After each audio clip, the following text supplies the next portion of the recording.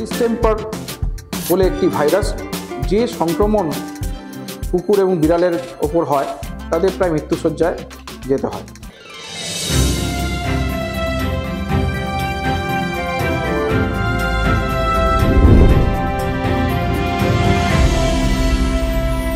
নমস্কার, আমি জয়দীপ রায়।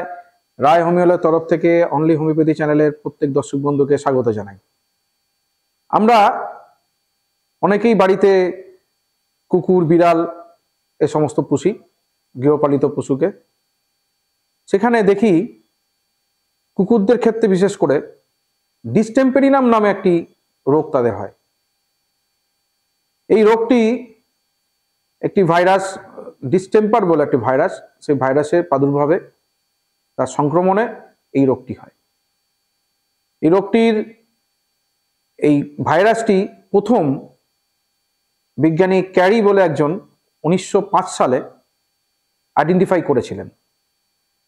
এই ভাইরাসটির প্রকোপ এতই বেশি যে কুকুরের এই সংক্রমণ হয়, সেই কুকুরকে কোনো ওষুধ দিয়ে কিন্তু সারানো যায় না। দেখা যায় সে আস্তে আস্তে মৃত্যুশয্যায় ঢলে পড়ে। আমাদের সমীক্ষায় আমরা দেখেছি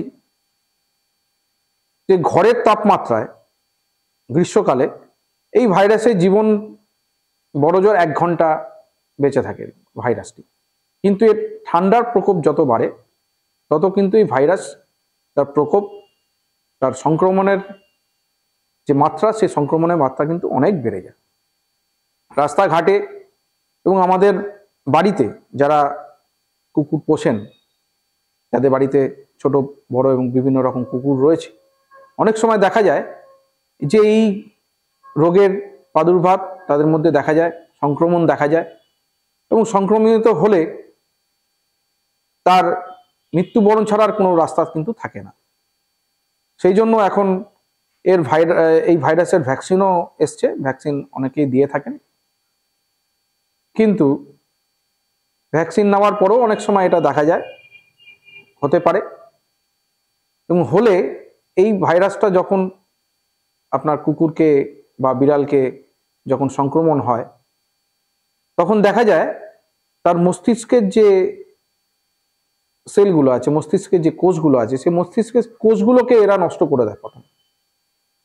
এবং তারপরে তার হয় কি, তার যে শরীরের বিভিন্ন মাংসপেশিগুলো আছে, সেই মাংসপেশির যে গঠন সেটা নষ্ট হয়ে যায়, এবং তার যে স্নায়ুযন্ত্র আছে, স্নায়বিক যে স্নায়ুতন্ত্র আছে, সেই স্নায়ুতন্ত্রকেও নষ্ট করে ফেলে।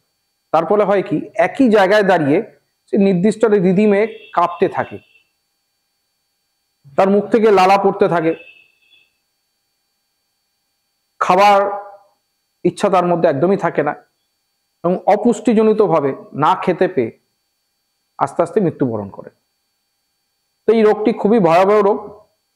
যারা কুকুর পোষেন, বাড়িতে আছে যাদের, তারা হয়তো জানেন। এই ক্ষেত্রে আমাদের হোমিওপ্যাথিতে একটি মেডিসিন আছে ডিস্টেম্পেরিনাম, তার 30 এবং 200 মাত্রা, এই দুটো ওষুধ খুব ভালো কার্যকরী করে। যদি সিজনের আগে, মানে ধরুন শীতকালের আগে, আপনি আপনার পোষ্যকে এই মেডিসিনের সঠিক ডোজ দিতে পারেন, তাহলে হয়তো এই সংক্রমণ থেকে আপনি তাকে আটকাতে পারবেন, তার জীবন বাঁচাতে পারবেন।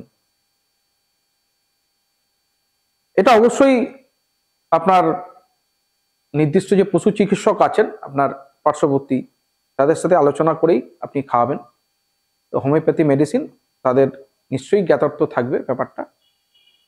তা আমি আপনাদের কাছে, আমাদের দর্শক বন্ধুদের কাছে এটা উপস্থাপন করছি এই কারণে আমি আমার ব্যক্তিগত জীবনে দেখেছি, আমার পারিপার্শ্বিক এবং আমার অনেক বন্ধু বান্ধবদের বাড়িতে দেখেছি এই রোগের প্রাদুর্ভাবে তাদের পোষ্যদের মারা যেতে দেখেছি আমি।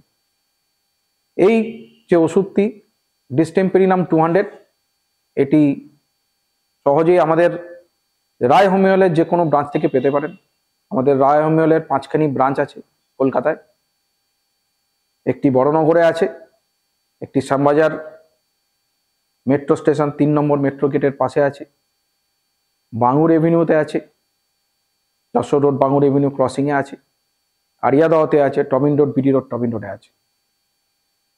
আপনাদের যদি প্রয়োজন হয় অবশ্যই পশু চিকিৎসকের মতামত নিয়ে বা কোনো হোমিওপ্যাথি চিকিৎসকের মতামত নিয়ে আপনি অবশ্যই এই মেডিসিনটা আপনার পোষ্যকে দিতে পারেন, তার প্রাণ বাঁচাতে পারেন। যদি আপনার এই মেডিসিনটা প্রয়োজন পড়ে তাহলে আমাদের এই স্ক্রিনে স্ক্রল হওয়া যে নাম্বারগুলো আছে সেই নাম্বারগুলোতে আপনি কল করতে পারেন, আপনি বাড়িতে বসে মেডিসিনটা পেতে পারেন। সর্বোপরি আপনাদের কাছে আমি বলবো যে অবশ্যই এই ব্যাপারটা একটু অনুধাবন করবেন। আপনার বাড়িতে যে পোষ্য আছে তাকে বাঁচানোর জন্য এই ওষুধটি প্রয়োগ করবেন, অবশ্যই চিকিৎসকের পরামর্শ নিয়ে। এই বলে শেষ করছি।